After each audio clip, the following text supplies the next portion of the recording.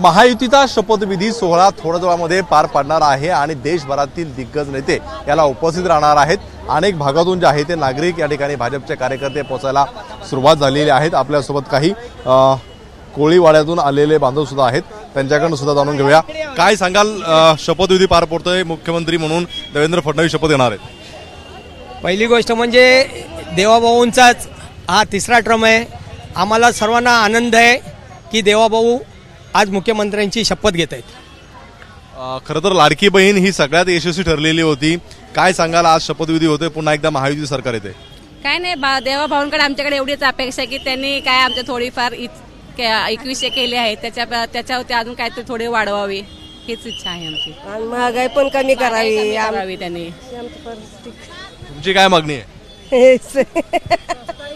महागाई कमी करावी एवढंच म्हणणं आहे। तुमची काय मागणी आहे, काय वाटतंय? नहीं क्या लगता है आपको? यही कि जो ये लाड़की बहन का योजना चालू किया तो बहुत अच्छा है, लेडीज लोग के लिए बहुत बेनिफिट वाला भी है। तुम्हें क्या सांगाल?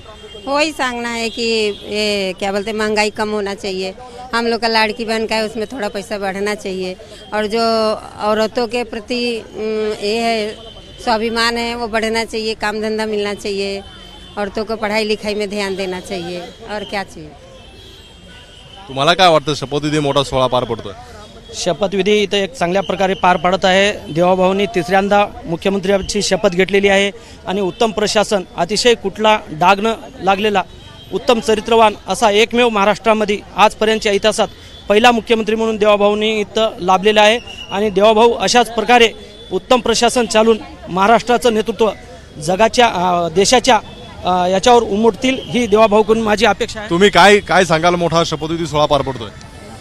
आम्हाला आज से अजितदादा पवार साहेब आपले उपमुख्यमंत्री म्हणून आम्ही आलेले आहे, एनसीपीचे कार्यकर्ता आहे। आता देवेंद्र फडणवीस साहेब सीएम, एकदम सक्षम सीएम नंबर 1 हे महाराष्ट्राची लोकांची सर्व जे आहे जरूरत पुरे करणार आहे। पाहतोय आपण महाराष्ट्र लोकांची जी गरज आहे ती पूर्ण करेल। सोबतच महिलांनी सुद्धा म्हटलेलं आहे की लाडकी बहीण योजना चांगली आहे, मात्र कुठेतरी याचे पैसे वाढले पाहिजेत आणि महागाई सुद्धा कमी झाली पाहिजे, असं सुद्धा महिलांचं म्हणणं आपल्याला पाहायला मिळतंय। राजू सोनवणे, एबीपी माझा, मुंबई। एबीपी माझा, उघडा डोळे बघा नीट।